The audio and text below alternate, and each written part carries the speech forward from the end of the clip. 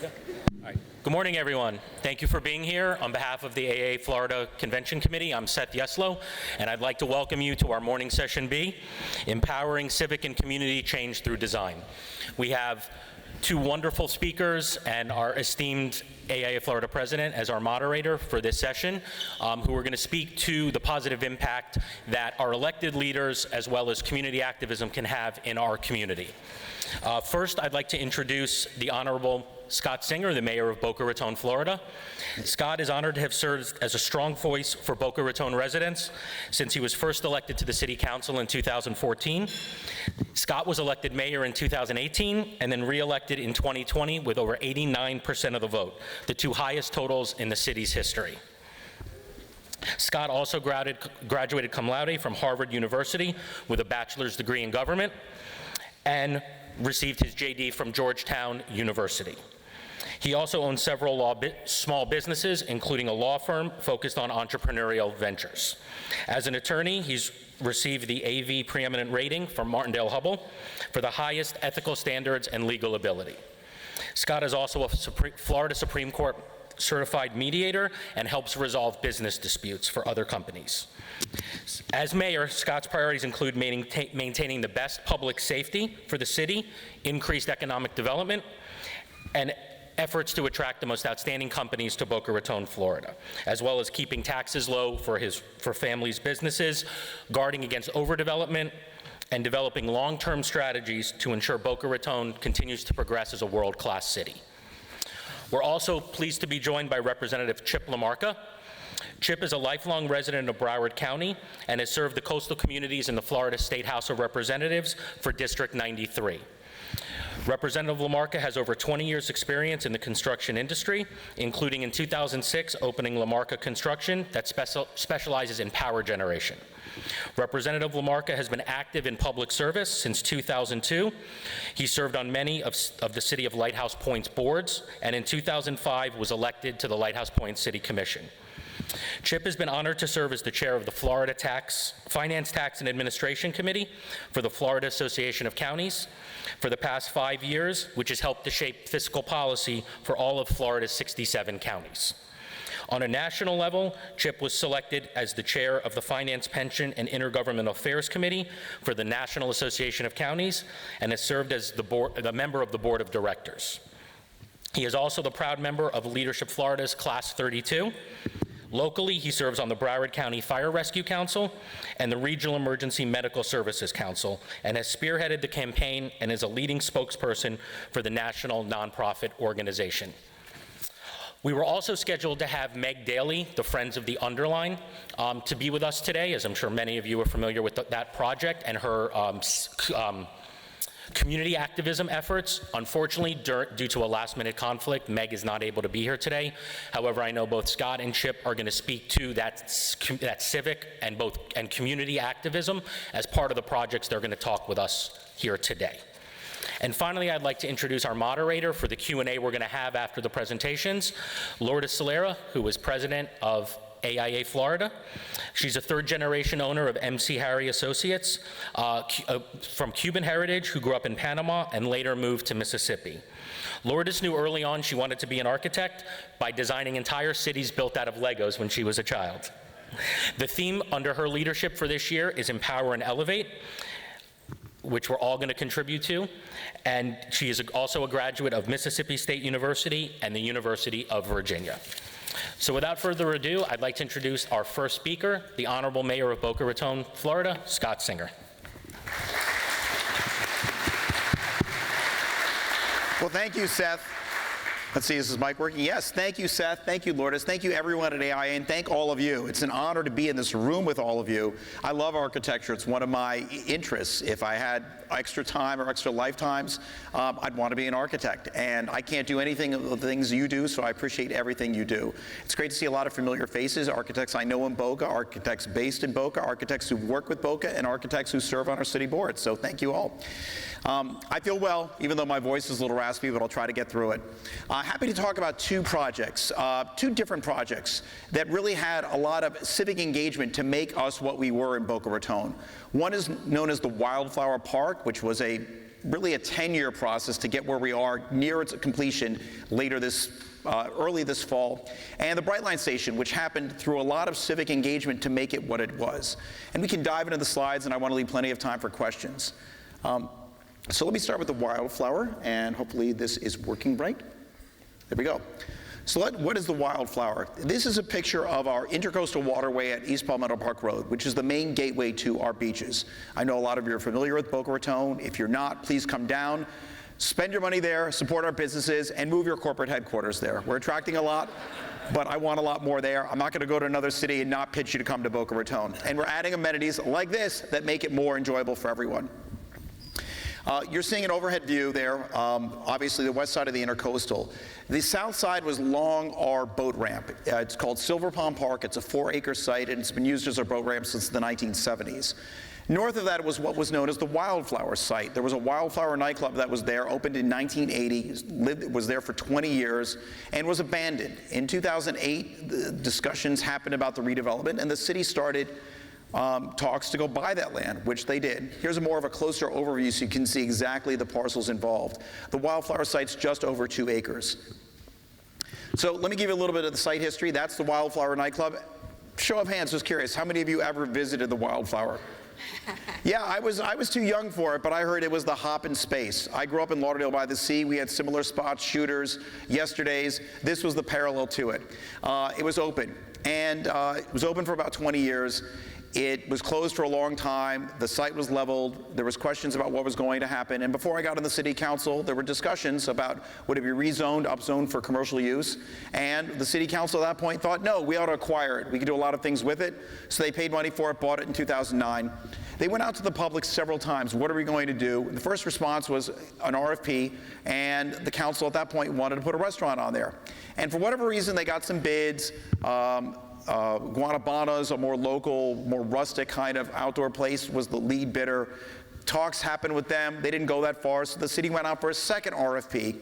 And the winner of that RFP was Hillstone Group, which operates Houston's and other restaurants, Hillstone Group, and in certain cities like Rutherford, California, the Rutherford Grill. Here in Palm Beach, the Palm Beach Grill. If you've ever been there and it looks like a Houston's but doesn't sound like that way, it's because Palm Beach didn't want a Houston's, a chain restaurant in the city or in the town, so it's Palm Beach Grill. And they came back, so we had protracted discussions with them for quite some time. They went through site plan after site plan. There was a good deal of support for a restaurant, but at the same time, a lot of people in our city were concerned about taking that public space and only limiting it to a few people. And what really started to crystallize in 2016 were a group of residents, some architects as well. Let me just give you a little background too on the site. So on the left side, you're seeing a view of the Wildflower site. What you're seeing is the vista underneath the Palmetto Park Bridge and into Silver Palm Park. What was really you had were 2 disconnected sites. One had always been used as a public park. One had always been used as a private restaurant, just filled with parking and asphalt. No connectivity in between them, even though you're on the water. That underpass there was used solely as parking for the bridge tender, nothing else. In fact, there's a fence and there's a change in elevation there. And I guess I previewed a little, the slides out of order, but what you're going to hear about is the discussion, the interactive community discussion I had, and that was a slide there. Here's another view of that bridge, and that was the proposal for the Hillstone restaurant. It looked nice, but again, some people thought, why aren't we doing more, especially with public land? Oh boy, this slide, okay. Ooh, this is not the right version of the slide deck, obviously.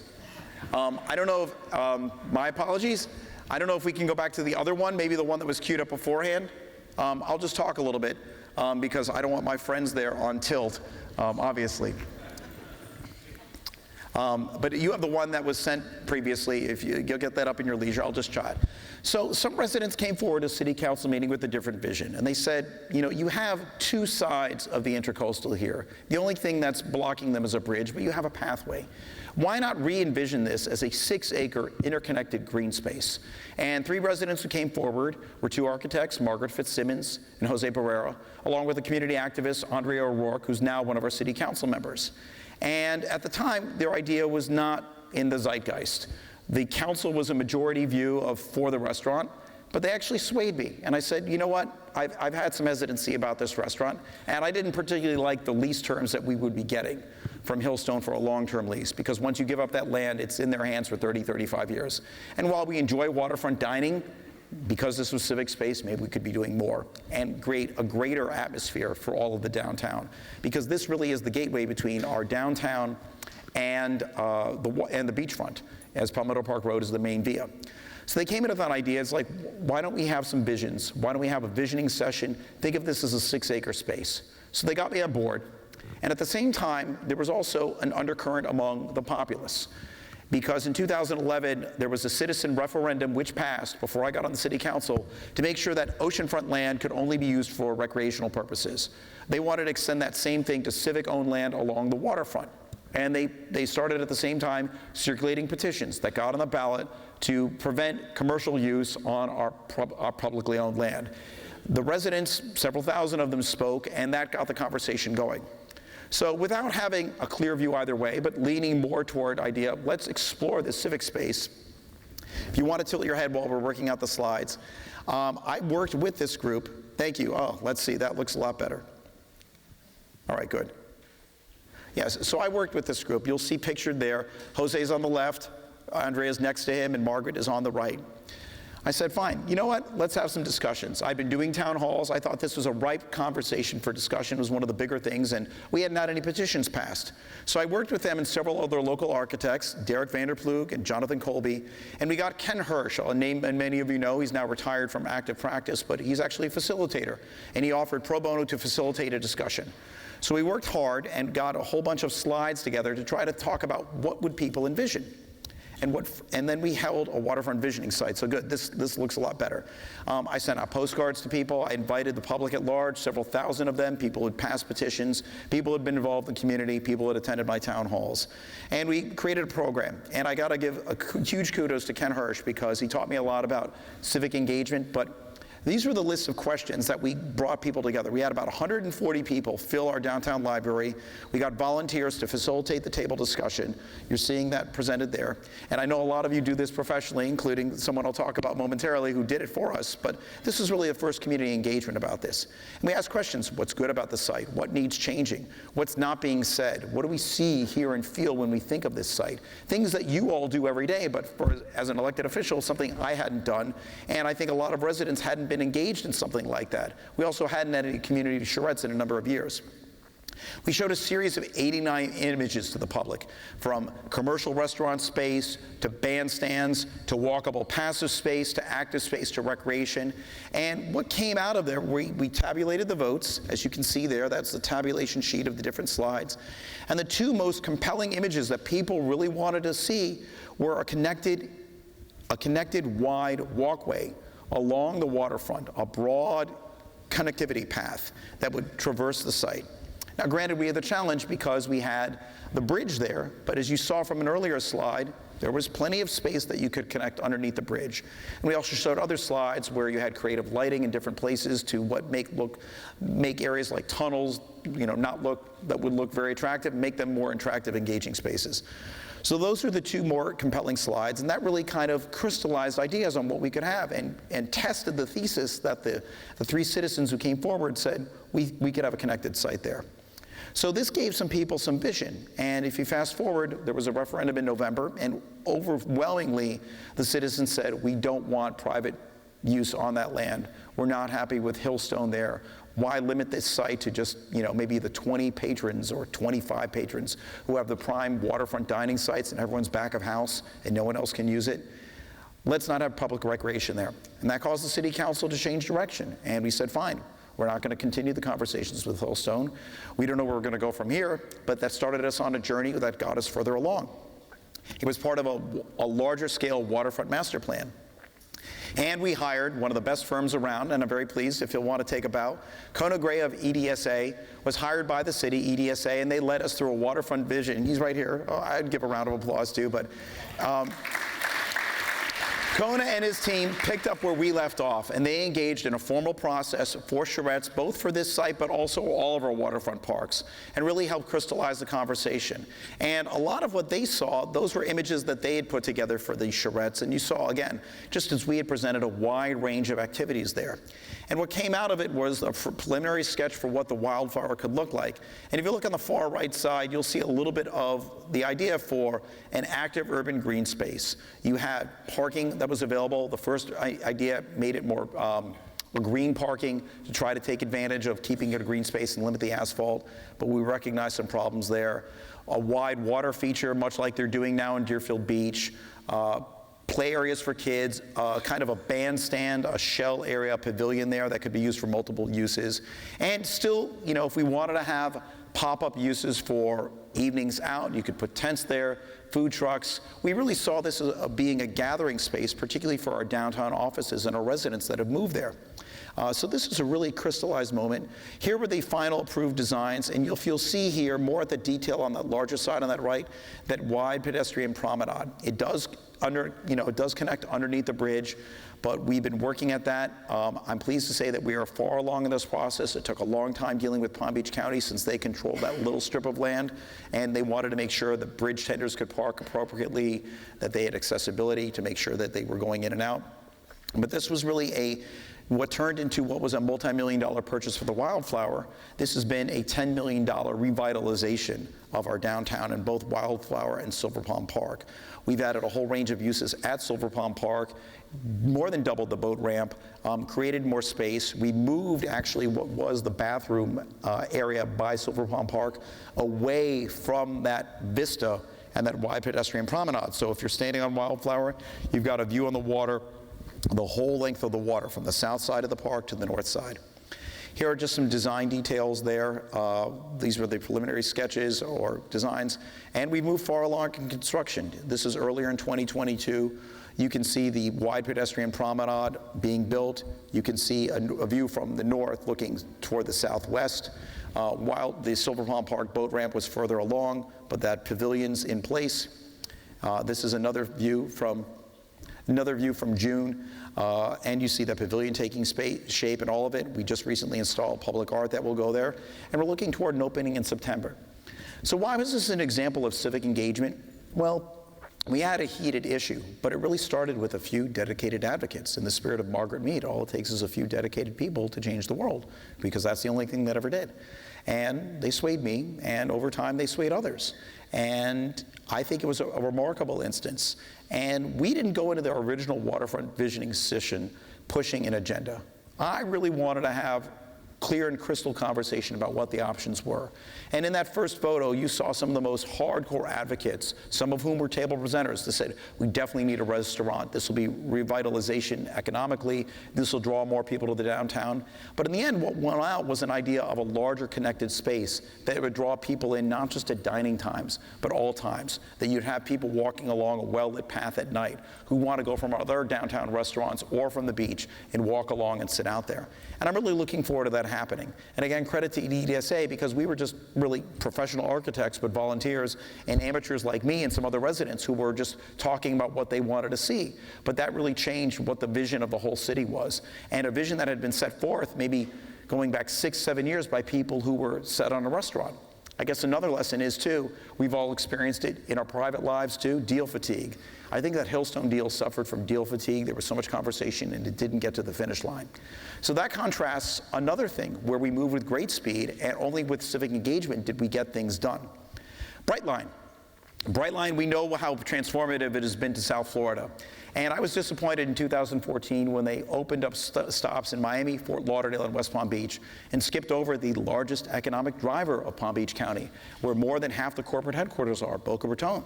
And years after years, I would talk with them and say, why are you not in Boca? And finally, after a change in leadership, and they had some conversations with Virgin, and a new CEO came in, I went to their CEO, and I took the Brightline down to Miami and said, why are you not in Boca? You haven't tested out. You've been here doing this for 4 years. You're not getting the ridership. You're skipping over one of the key markets. I said you ought to be in Boca Raton. I showed them a spot that we had long planned in our downtown. That's a picture of our downtown library. adjacent to the tracks, of course, where you see there is a community garden that is on the current Brightline spot. But what you're also seeing is a sketch of what Brightline proposed. If you look to the immediate north, you have a large neighborhood community of townhomes called Library Commons. That was built in the late 2000s, long after our master plan had already envisioned a train station there, and long after the community garden had been put there. But here's where civic engagement also came in, because rather than people saying we don't want to see commercial development here, it required civic engagement to get this done, because a lot of people understood the value proposition, as finally Brightline did, that they needed the ridership in Boca, and we in Boca wanted to be connected to an intercity major transportation network.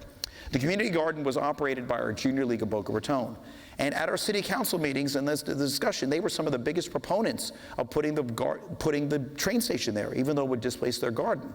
We had people who were instrumental in putting the garden there speak that said, we knew when the city gave us this land, when they built that downtown library in 2008 to 2010, that eventually it would move because a train station was envisioned, whether it would be Tri-Rail or Brightline, that we'd have to find another location for it. And because of that civic engagement and large outpouring by residents, business owners, that was purely organic. Brightline didn't have to go out there and stump for people to say, we want the train station here. We all worked together to find a different way. And that community garden, as you're seeing there, that's a picture of the groundbreaking on the new community garden site, which was put in another city park. With us, Brightline is on the left, that's the city council in the center, but it's the Junior League senior staff and garden operators who were there and very proud because Brightline dedicated $400,000 for the reconstruction of that community garden, which we made bigger, more centralized, and it's also believed to be the nation's first iguana-resistant community garden, because Brightline dug down 4 feet below ground with smooth metal panels and then above ground so the iguanas couldn't climb up and in. So far, it's worked pretty well. We had the largest number of speakers at any city council meeting in the last decade at that Brightline adoption hearing. 61, I think 55 were in favor of Brightline. And again, just people poured their support for that. And that's where civic engagement made the difference, because Brightline didn't pass by 3-2. It passed 5-0. This was by far the most popular initiative we've seen in our city, even though we are about to open in 2 weeks a brand new public school on city land that required the city to donate land to the school district. Yet more people spoke in favor of Brightline. And again, here's where civic engagement really made the difference. So whether people want more pro-development or green space or development even at the displacement or relocation of green space, it's civic engagement that made the difference. And here are some schematics of Brightline. They have moved incredibly fast after the pandemic. We partnered with them. You're seeing the parking garage that will serve not only Brightline, but our library patrons and open to the public with dedicated spots. That platform is moving along pretty quickly. We had our groundbreaking back in January, and they're due to open in late fall. And we would not have happened in the first place, again, without that speed or without civic engagement. So for either project, that's made a huge difference. It can be a game changer for our city, as we believe that Wildflower and Brightline will be, and it all goes back to how engaged we are with the civic community and residents. So thank you all, and happy to hear your questions.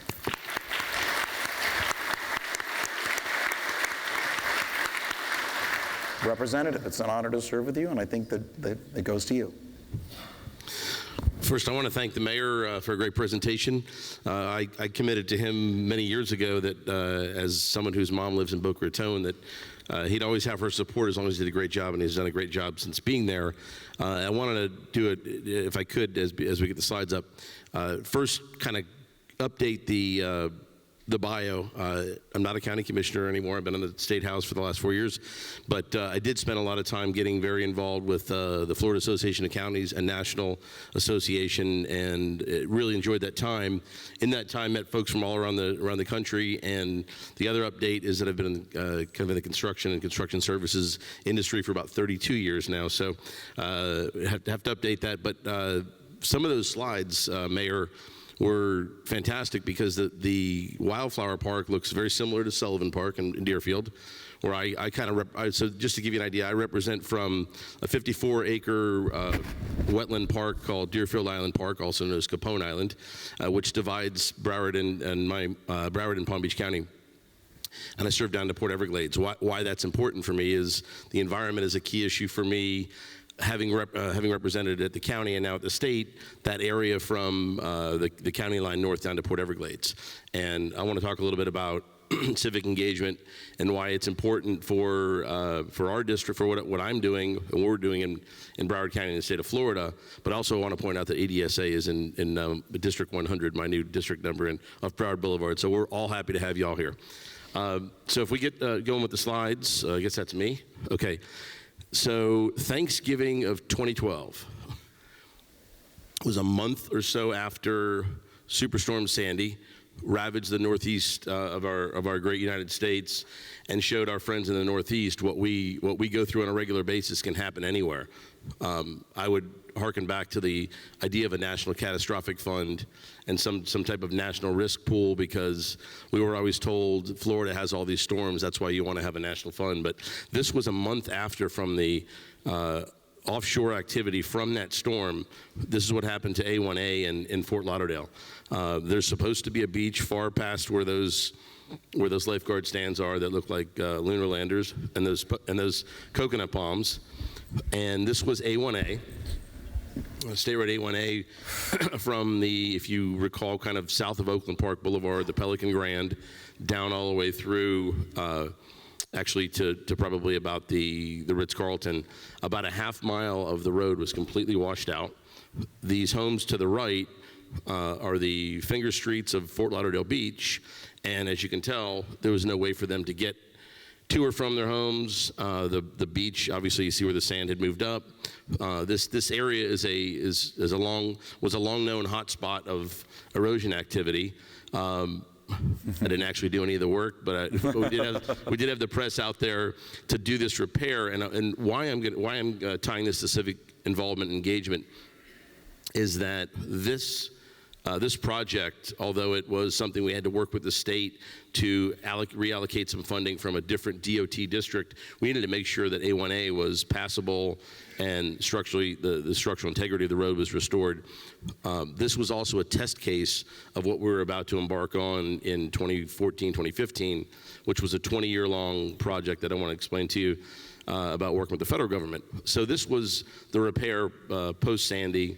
And what needed to be done to protect the road is we actually put in a half-mile long sheet piling system, so 45 feet deep into the bed of in the coral bed, and these were some of the beach restoration photos restoring that beach, at least that hotspot area, and so that was kind of the response to that storm. And the civic engagement was fantastic because I'm gonna use these terms not because I'm a political person by nature, but as a Republican county commissioner, the only one at the time, I reached out to my Democratic state senator, my Republican state representative, and my Democrat United States member of Congress. The four of us, along with our Democrat mayor, all got in the canoe and we rode together. We rode together to get down the road to be able to get the funds allocated to do this repair. And then we moved forward for our big project, which was 19 years in the making. Has anybody ever, so most of you architects, have anybody been in the permit process and approval process? Probably Boca Raton, they give you your permit right away. But if you've dealt with it, show of hands, who's dealt with the United States Army Corps of Engineers? All right, so turns out if your roof was being permitted by the Army Corps of Engineers, you'd probably have to move out of your house because there would be no roof to protect you. That said, it was 19 years for us to get a permit to do Segment 2 Beach Renourishment Project in Broward County, which segment, I'll give you kind of geographically, Segment 1 is from the great city of Boca Raton down to Hillsborough Inlet. Segment 2 is Hillsborough Inlet to Port Everglades, and Segment 3 is Port Everglades, down to Miami-Dade County, Dania Beach and Hollywood.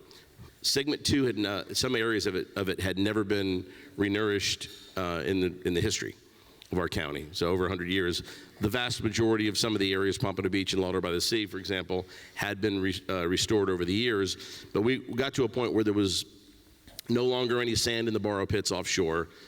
We decided to do an upland sand mine truck haul, which the sand came from Moorhaven, Florida, so kind of a dry upland area that you wouldn't have thought that the sand would be a perfect match for Broward County or Fort Lauderdale Beach, but turns out they were all underwater about the same time. millions of years ago, and we were able to use that sand. Why the civic engagement piece was important was that things were taking so long, and we were in jeopardy of losing not just the tourism industry, economic impacts from that, economic impacts from folks that live along the coast, but also the protection of the upland houses, businesses, structures, and dealing with that situation. We spent many hours and many days taking trips not only to Tallahassee, and so at the time I was a county commissioner. We would go to members of the House and Senate and not just ask them for funds through DEP and beach renourishment approvals, but when it was all done, we actually went back and we just thanked them, which I would say that if you get a project approved in the city of Boca Raton and everything works out great, maybe go to a city commission meeting at public input and maybe just thank them for helping along the process, because I think that's gone a long way. Fast forward, we had civic activists, environmentalists, people from organizations like Audubon and Sierra Club, business owners, all together going to Tallahassee and going to Washington, D.C. to talk to the Corps, to talk to DEP, to get these permits, to get the project done. Somebody's missing. Amber Alert, yeah. So I'll talk through it because it's going to be on everybody's phone and watch. So that said, we got everybody together. I was able to create a relationship with somebody who's probably diametrically opposite from me sometimes politically, but we worked together so well on the beach issue. She got a new nickname by the Florida Senate president at the time, and he named her the Beach Lady. I was able to work quite a few projects with her along our coast, but at the end of this project, what we were able to do is actually dedicate a day for our beaches there in Broward County. Through that time, I'll say that some other civic engagement that came out of that, and again, I don't say these to talk about politics, but to say that 9 members of the Broward County Commission, 8 of them are on the other side of the aisle from me. This is an issue we worked on together. And I think if we thought about things that we could do at the state and federal level where we can get the things that we agree on done working together, we'd all be better off. That said, I also had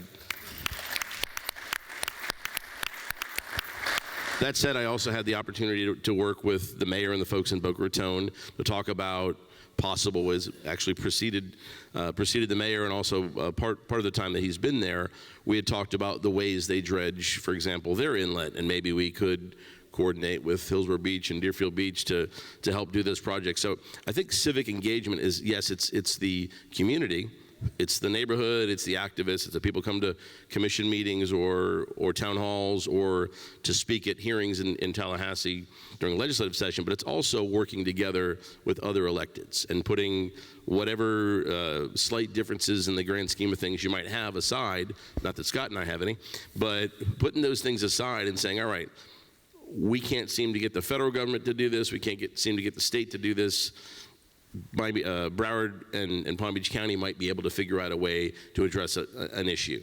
And again, he talked about some great projects right there in his city, but a lot of those projects are projects that happen in other places, and if they can learn from the good example that they've shown in Boca Raton to get things done and what we've done in a place like Broward County, I think we can get some of these projects moved forward. And as you look at Florida is now, 21.5 million people, still 120 House members, still 40 state Senate members, representing more people. We have people coming from all over the country and other countries for that matter.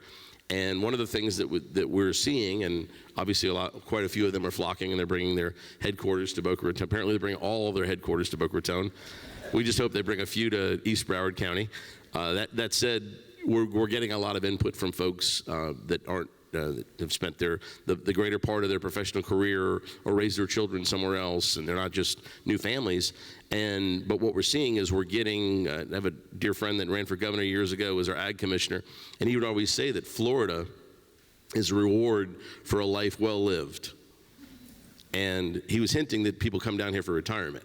But what his request was, and what my request, and we're seeing it through the pandemic, is it's not just after you're done working and after you're done raising your kids. It is while you're running your business to bring your headquarters to Boca Raton, for example, and have input on what we're doing here. So I think we're getting a lot of new ideas, a lot of new faces, a lot of new perspectives, but I do believe the folks that I've talked to, professionals in the construction and design industry, development industry, there is a sense that they understand that how we kept our businesses open and how we operate as a state, that they want to add to that. They don't want to be counter to that. So as far as I'm concerned, that's the best civic engagement we can have, is folks who want to help make the state a better place.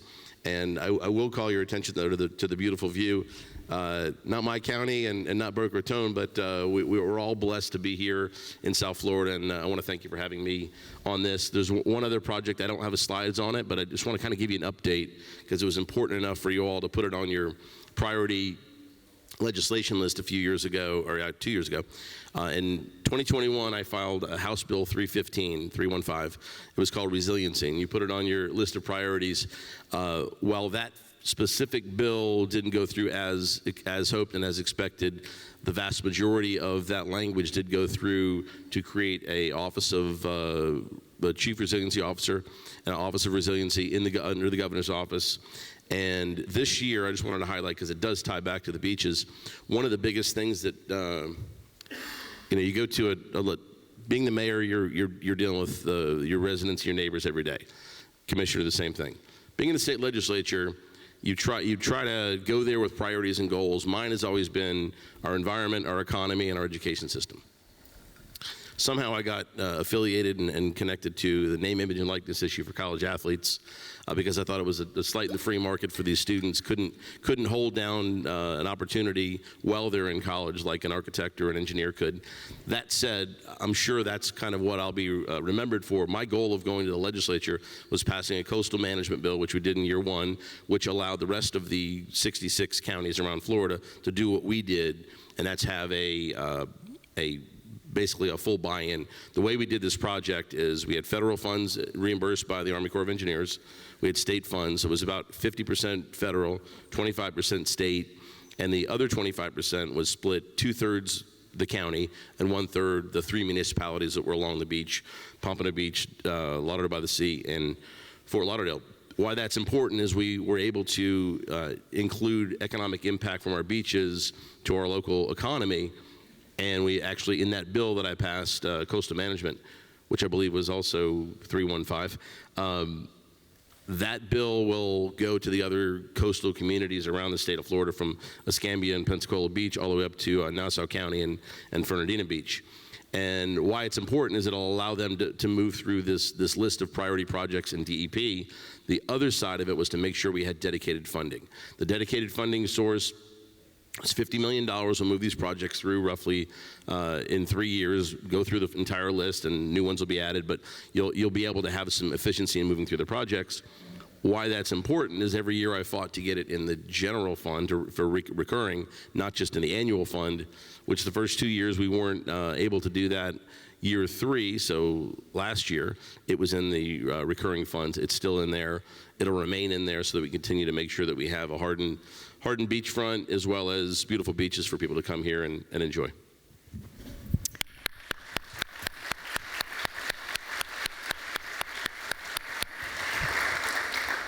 Thank you, Chip and Scott. I think the work you both do as politicians, as community members, which I think is even more important than that fact that you are politicians, really has made an impact, and that's the reason we wanted you guys here. And I have sort of a two-part question, and you both alluded to how long it takes to get a permit through, any entity you want, and yours is probably the worst one. So the first part of my question is a little bit more personal. How do you not lose momentum, enthusiasm when something takes so long and you see that the goal is so far away, right? And then, because you may not be a representative in 20 years, right? Or you may not be a mayor in 20 years.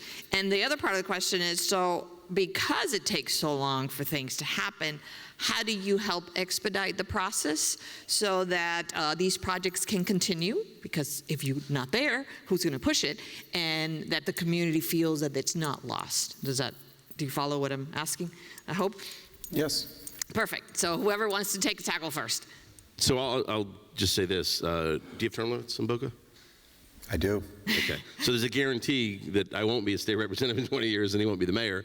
That said, our time is valuable, our constituents' time is valuable, and when I say constituents, I have sometimes been criticized by saying that our businesses are, our business owners, the importance of them, and architects, design consultants, contractors, I hold them in the highest regard, because without them doing the work, the city's not getting the revenue and all that side of it. But from the standpoint of working together, one of the things that so how do you not lose momentum? One of the things that I would tell you is that it was 17 or 15 years before I got to the county that the permit was floundering. And so what I did is I went back to our former state Senate president, who was a constituent of mine, Jim Scott. I said, Jim, we need a meeting with the Secretary of DEP. I mean, going to the governor and calling in favors or that stuff, or asking them to move things along, that kind of sometimes goes around the problem and actually makes it worse. Somebody who might call the mayor and say, hey, I need to get my permit. The mayor is going to do his best to make sure that you get your permit, but I'm going to guess that the development director is probably going to be a little ticked off. He won't tell the mayor that, but he or she is not going to be so thrilled. So what we did is we went to the agency.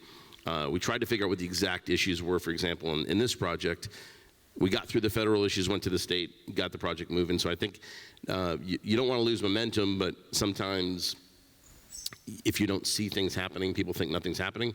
Like the Hillstone deal, it sat there. My mom lives right over the other side of that bridge, so I remember the wildflower and just kind of, all right, what's going on there? But you have to keep engaging. I think the mayor is a perfect example of keeping the community involved. In our situation, I shared the beach with only one other of the 9 commissioners, so I had to keep all of our coastal communities active and coming to meetings and that type of thing. And I'm sorry, the second question? And so how do you help expedite the process? And you sort of answered it, Yeah. right? Because you talked about your momentum. Now, you catch it up, and then you find ways to not annoy the right people so that you get the permit done. And the other thing I'd say, and you use the word politician, and I think semantics kind of matter in this. The way I operate and the way the mayor operates are as public servants. Correct. And that's a better word. And I think that's a definition that's important enough to say, in my daily business, when I go back to Broward County, the development director, on a licensing issue, for example, there was a business that was having a problem. It wasn't even in my district. Went to them, and there was a question whether they have to do a zoning change or something like that. And I was able to go sit down with him, and when he worked it out, I said, "Why were you so quick to take my call and sit with me? I don't handle your budget anymore. I'm not elected at the county." And he said, "You know what? While you were here, you always treated me with respect. You always, never made any negative comments from the dais, that type of thing." I think how we behave matters, and what we say, and the tone and tenor we say it matters. I think we can all kind of see that from national politics, but I think that will help, just having that right. Treat everything as communication, whether it's you're trying to get a fire inspector out on a project to get it occupied and get a CO, or you're trying to get the permit. Great. Well, thank you. I'll take the second part first. What are we doing about it? Well, we in our city, in Boca Raton, we recognize that our code is old, outdated, a patchwork, and hard to deal with. And if our development services staff had nothing else to do, they would gladly do a major rewrite of the code. But we have so much business coming here, we don't have the luxury of pausing. We've got to process what's coming in. Notwithstanding that, in the last 2 years, we've undertaken 14 significant streamlining efforts to our code, and we're working on 8 more. And in fact, one of the biggest things to come out of our strategic planning in May was putting more effort behind streamlining our development processes. And I think the 2 examples that I gave showed when we can move with great speed. Brightline, we recognize that we couldn't have deal fatigue because other cities might have been competing. I really felt that they weren't so much, but we still wanted to go to Brightline and say, you want to be here, we want you here, let's get this done. And from when I first rode that train, I think in March, and took them on tours, to when they first came in May to our city and talked with our senior staff, They first presented to City Council in July. They said we need to get this done within a few months, and December was the final vote. So all within the scope of 9 months, we got not only their plan, but their architects working on a plan for the garage, all they need from the FEC, the Florida East Coast Railway, the other administrative things that would have to go in about logistics for closing a street and timing. We got that done. It was a contrast to what had happened before I was on the council with the wildflower. There was deal fatigue that had set in. And at the time they bought that land, I think the council members, 4 out of 5 of them were strongly in favor of a restaurant, but they let that process drag on. We see it in our private lives. The same thing happens in public life. So what are we doing in Boca? We're streamlining. We're making this a priority. The number one priority I had from strategic planning was to make Boca Raton the best place to do business, period. And the council unanimously said that is one of our goals. In fact, that would be my chief and if not sole goal, because that's going to take a lot of effort to get it done.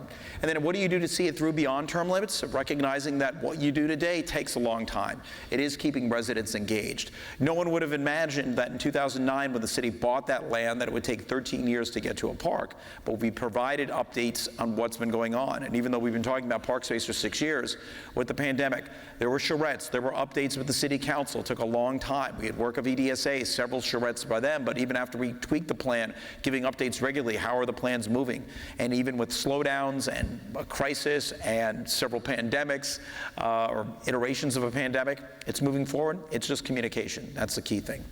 Thank you. Well, and I think part of it is that you both have a goal, right? You want to get something done, so you're willing to, I think, push the envelope, think outside the box, and that leads me to and you brought up the bright line, the public-private partnership. That's like a tongue twister, too many P's. What is the biggest challenge, right? Because you've got that private entity that has a goal to make money, and partially your goal is that Boca Raton is very generous to help businesses, and you said it a little bit better than I did. So how do you balance that? What is the biggest challenge to make sure everything is up to par and everybody's happy, or everybody's unhappy, which is usually successful as well? Well, with a P3, the key word is partnership there. Both sides have to get something from it. And our goal in Brightline wasn't so Brightline could make money. Our goal in Brightline was to give residents and businesses an access to a major transportation network. History is littered with lost cities who weren't part of major networks, and all the big cities that are there have some connectivity by mountain passes, rivers, lakes, whatever. So we wanted to be part of that network. So we see the benefit there. It's going to be a game changer for our downtown. So many people have said this, because we're going to draw more people there. We're going to be able to attract more employees for our businesses there, and our residents are going to be able to be part of this. So it's the partnership on both sides, and it's fine if people want to make money. They're providing a valuable service. And the representative knows about this. He's done great work, and we really should champion what he did with name, image, and likeness for our athletes, because he may be well remembered for that as one of the many things he's done. But there again, that was a public-private partnership of a different sense, helping our public schools attract talent, helping our students at the schools earn money that would be fair, because other states are going to be giving that out too. And why shouldn't they be able to earn money and have a better living at the same time that they're handicapped by hard regulations in the NCAA. The representative led the way to making it a fairer field for everyone. That's very true. And it brings me to how do we keep the communication to the public constant? We get bombarded with so much information nowadays, and when I was younger, it was just the newspaper or the radio. Now you have so many social media, it's unbelievable. So is there a tactic to make sure you are engaging that community involvement? Both of your approaches are community engagement, but you've got to get them there, right? So how do you get them there and come back with questions? And you don't want just the person complaining. They're always going to be there. You want the ones that have a solution. So how do you streamline? How do you make sure that we constantly don't get them disappointed that it took 19 years to get a permit? I could just see those people going, oh my God, this is really never going to happen in my lifetime. So I do want to go back on one thing of staying involved. My wife and I are staying here until Saturday morning. We're going to go early down to Port Everglades because we're commissioning a ship called the USS Fort Lauderdale, an LPD 28. It's a Navy ship that brings Marines to missions. It's called the USS Fort Lauderdale because people got involved, like Jack Seiler, our former mayor, in Fort Lauderdale. But more importantly, he stayed involved, not mayor anymore, not a state rep anymore. just a private citizen, but stayed involved and led the charge on this. So I think when you're done doing what we're doing, for example, we can go back as business owners or families who live in a neighborhood and still stay involved with an issue. Tell me your question again. Communication. How do you make sure Right, that so we communicate well with the community? And So the mayor and I were back in the room getting ready, and he said, I'm having my this is a plug for him. He's having his kickoff on September 15th. I said, well, I'm having a fundraiser in Fort Lauderdale on the 15th, so we were kind of the same date. I bring that up because he's in election in March. I'm in November. When you are in, I'm going to use the governor pre-COVID to say why I think this is important. We've seen people that never stop campaigning even when they get in office to the highest level in the land. And then we've seen people who campaign and then they switch to governing. And in doing that, you can't lose communication because it's important on both sides. And I use a gentleman who teaches at FAU to do a lot of my social and digital, and people far smarter than me that have a way to make sure that, when you're checking your morning mail or on Facebook, seeing your kids or grandkids or your parents on Facebook, somehow something pops up. The reality is whether it's the social digital world or postcards like the mayor did for community involvement for a project, newsletters that I send out to folks, and they're never as a active legislator, not campaigning, for example, we have rules. We can't send anything out past a certain date, which we're in that now. So I can't. It kills me because I can't inform my constituents or people who've signed up for a newsletter what's going on with project A, B, or C. During COVID, for example, at least the start of the pandemic, we sent probably 3 times a week. We sent an update out, just because as much as we think, well, everybody's getting the governor's emails or everybody's reading this publication or that publication, we just put it into a daily digest every other day and just kind of said, here's what's going on, here's where you can get tested, here's who has this or that resource available. And I think just constant communication and never stopping just because you won your election or you're in office doesn't mean you can stop communicating. And I think just staying in constant communication is a big issue, and people shouldn't feel like you're asking them for something. They should feel like you're informing them of something. that's a good point. We try every way we can. That visioning session I had was just one of the latest town halls. When I first became a city councilman in 2014, I started a tradition that hadn't been going on in Boca for some time, of regular town halls. I've kept that up. But it is constant. I don't have a large staff. In fact, I have a part-time assistant. All the communication I send, I have to send myself. Occasionally I get interns to help me prepare things, but whether it's social media, which is constant. And unfortunately, with so much negativity out there, the way the press, the way people at other levels of government seem to function, a lot of candidates, the more extreme they are, the higher their profile is. And it's a contrast to Representative LaMarca, whom I love, who's a great representative and a great friend, but sometimes you get other people to sing your praises, because he mentioned 4 separate times, 4, by the way, about corporate headquarters in Boca Raton. And it's not even his district. But it is about getting other people to talk. So all I'm going to ask of you, I put my social media there. It was at Scott Singer USA on all platforms. Representative, what are you at? At Chip LaMarca? At Chip LaMarca.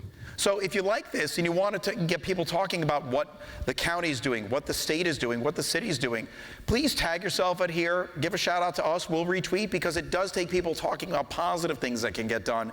And that the thing you fear is that negativity will come in and erode confidence in what government's doing. Government, with the help of the private sector and engaged citizenry, can do so much. All of these projects are examples of that, but it takes constant communication. It is hard. It is the biggest.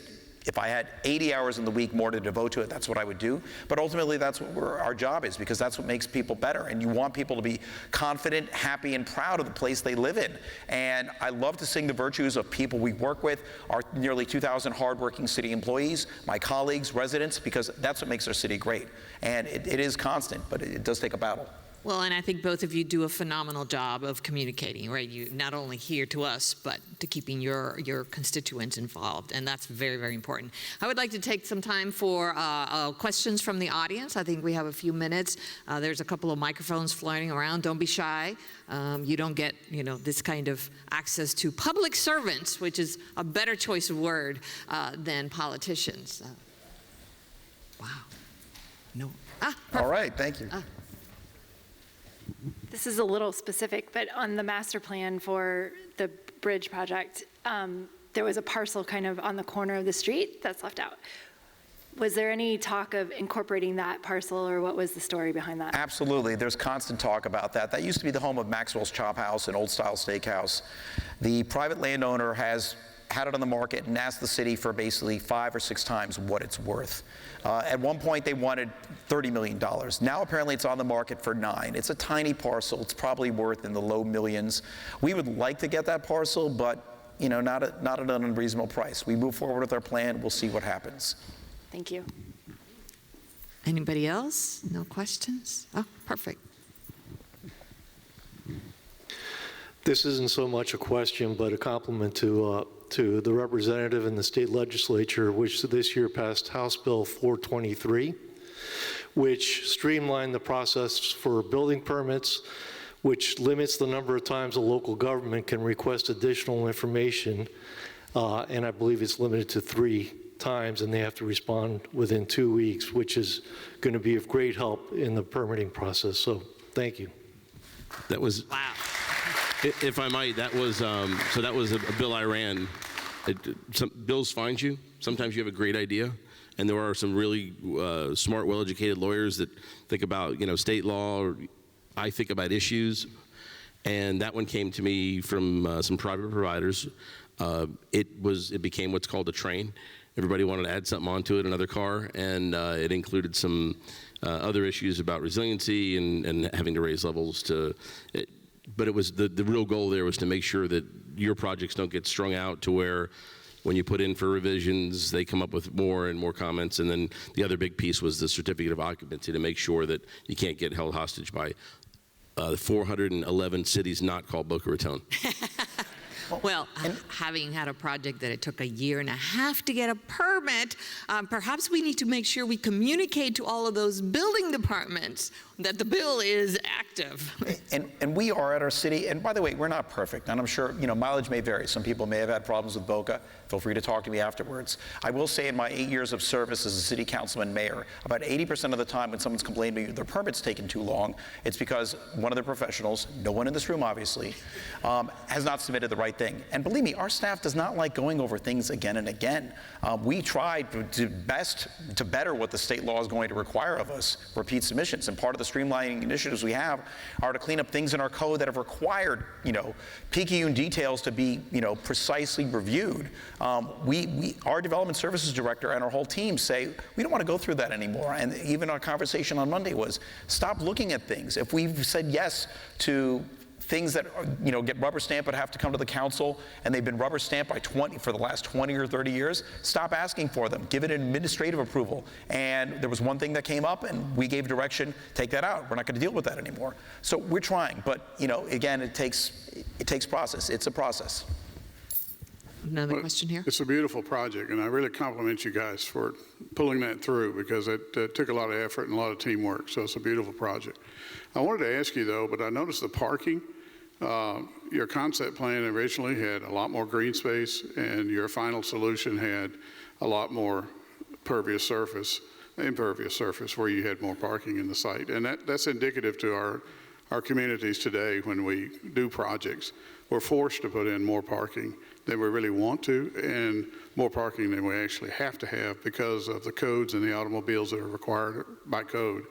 And if we had more public transportation, and Brightline is a good example, if we had that connected to other alternative transmodal transportation, we'd have the ability to not have to have so many automobiles, especially in our urban corridors. And I wonder if you could speak to the efforts to have more opportunity. In Europe, you can hop on a train and go anywhere. In Japan, you can hop on a train and go anywhere. And it's connected to your buses. It's connected to other alternative transportation. But here, particularly in Florida, we have difficulty getting on a train, say, in Boca Raton and going to Washington, or getting on a train and going to Kansas City. You just can't do it. And is there any effort in resurrecting Amtrak and getting connectivity to other areas of the country? If you could speak to that, I'd appreciate it. Well, certainly, and I'm also on the national leadership of the U.S. Conference of Mayors, and that's been a big push, particularly in other parts of the country. Amtrak, the federal government has plans to massively expand the railway corridor for passenger trains. Here for South Florida, it's a problem. We all grew up in the car culture. I like representative of a South Florida native. The concept of public transportation wasn't there. We're finally getting there by making our downtowns more walkable, by live, work, play areas, by revitalizing our code to put people first. Vision Zero, which is something all governments are discussing, and it's things like Bright Line connectivity, last mile service. As for the Wildflower, yes, there's still not that much parking for that site. We wanted to make it accessible to our entire group of residents in our 30 square miles, not just the people who live there.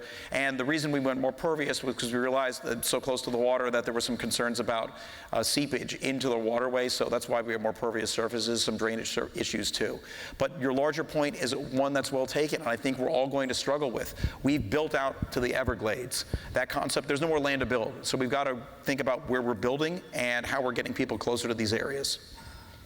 And I think just to add on to that, if you go to places like Pompano Beach, which is on the east side, which is revitalized, kind of the pier area, as well as they're down by City Hall, and Fort Lauderdale is another good example. They both use a product called Ride Circuit. So it's basically they're golf carts that hold about 8-10 people. They're bigger than normal golf carts. They're kind of enclosed.